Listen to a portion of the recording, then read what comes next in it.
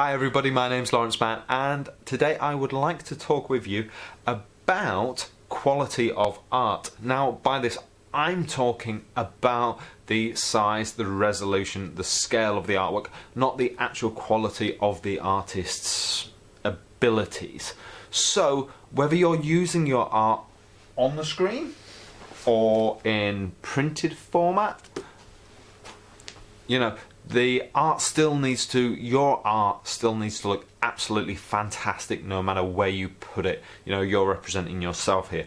So this video is actually in response to an email I got from a potential client, which kind of actually upset me and made me a little bit mad. So there's a few things I want to get off my chest here. So stick around, join in the conversation, and yeah, let's get this party rolling.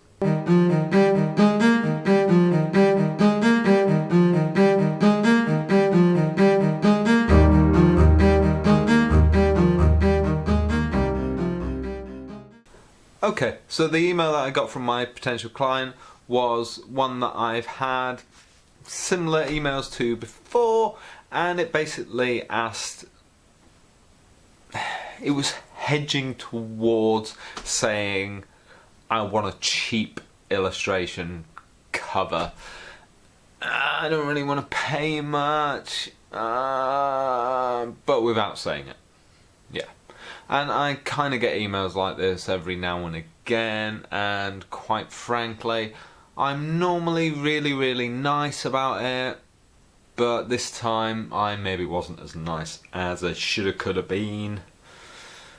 But it's because I felt their wording was a bit sneaky and underhand. So if you're the writer who wrote to me with this email, I won't mention names, but I do kind of apologise for my email not being as polite as I could have been. I wasn't rude by any means. I wasn't rude. But I didn't get a response back, so I think I definitely wasn't as polite as I could have been. And the reason being because I just felt, you know, I get a lot of time wasting emails, and you know, I kind of felt by the way that it was worded that they knew they were wasting my time in the first place. And I think that it's clear how much time I spend on my illustrations, and by asking me to do a cheap cover, yeah, it's just one of those things. But the reason for this video is to explain to people and to explain to artists that there is no such thing as this lady put it, an economical illustration just to use on Facebook or other social media sites, etc, etc. Now the reason being is this is my Wacom Cintiq, which is basically a big monitor. I have another monitor here, which is my laptop. I have another monitor right here, which is absolutely great, which is my Surface Pro, and I also have my iPad.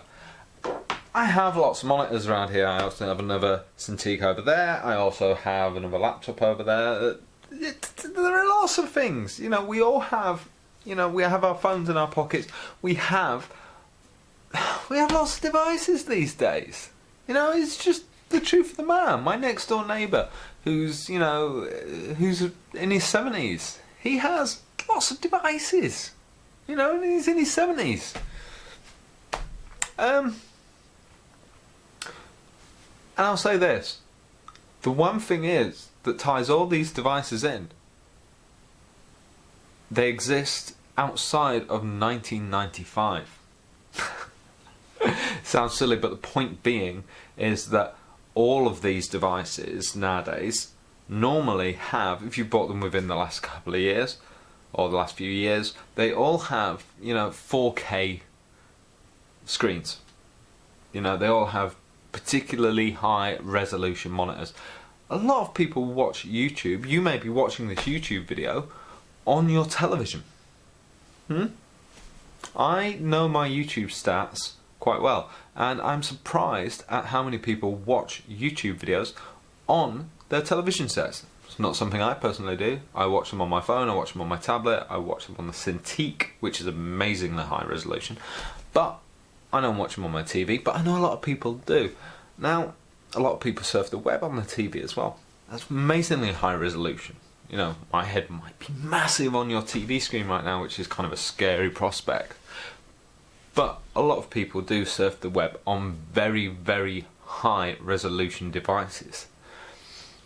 So whether you're looking at getting an illustration commissioned for on screen or for print, don't think for a second that, oh, I just need an illustration creating for use on social media and it doesn't need to be high resolution.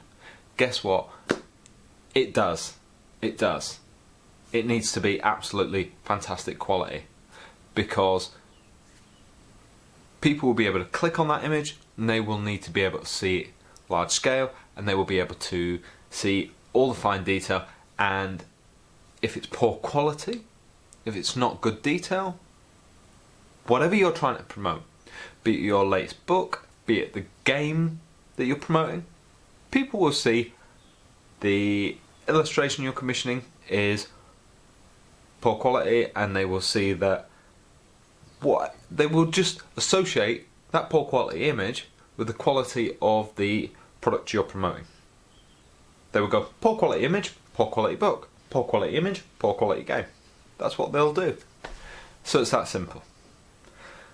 So when somebody comes to me, like this lady in the email, or another email that I'll get in 2 weeks' time, or another email that I'll get that I had the week before, so on and so forth, and they say, oh, I only need the image for Facebook, or I only need the image for my website, so it doesn't need to be high resolution, it doesn't need to be that big.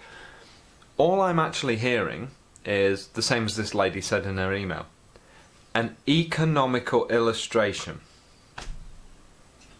which translates to cheap. I don't want to pay much.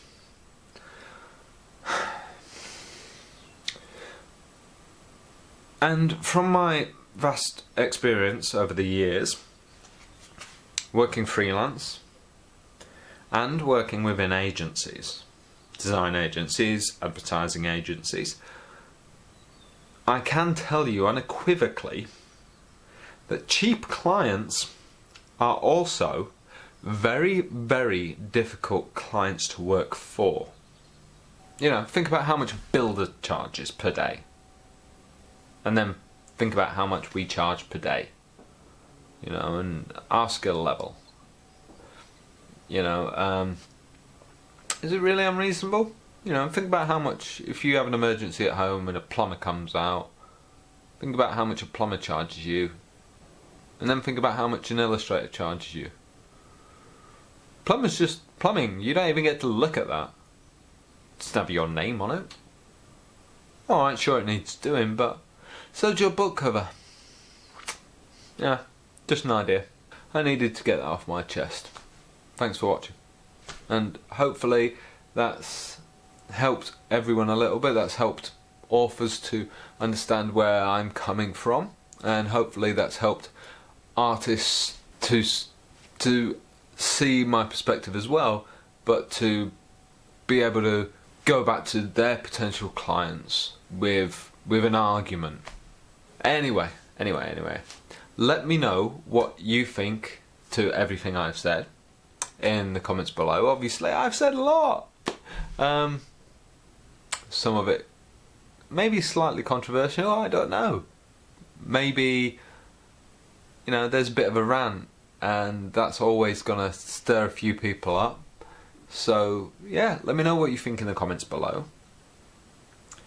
Let me, you know, if you've got any good ideas on this, any good tips for dealing with clients. Maybe you've got good tips for dealing with artists. That'd be good to hear. Maybe you've had experiences in the past with clients or artists.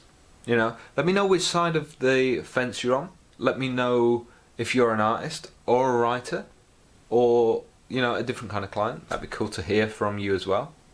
Yeah, so let me know who you are, where you are as well. Yeah, let me know your general experiences in the matter. That'd be so cool to hear from you, and I look forward to talking to you soon. Also, one thing I'd like to start doing is I'd like to start doing responses to video messages. So if you want to ask a question in video form, that would be very, very cool. What I would say to do is to record your message, put it on YouTube as a unlisted video, send me a link somehow, and send me a link, and then I will take that video, record a response video, and then cool, we'll have a YouTube video which will feature you, feature my response, and that will be super, super, super awesome. Brilliant. I look forward to talking to you very, very soon. Well, thanks for watching. Be sure to comment, like, and even subscribe to my channel, LAWRENCEcanDRAW. And if you really did like what you saw here, you can see more of it on my website, lawrenceman.co.uk. I'll see you next time.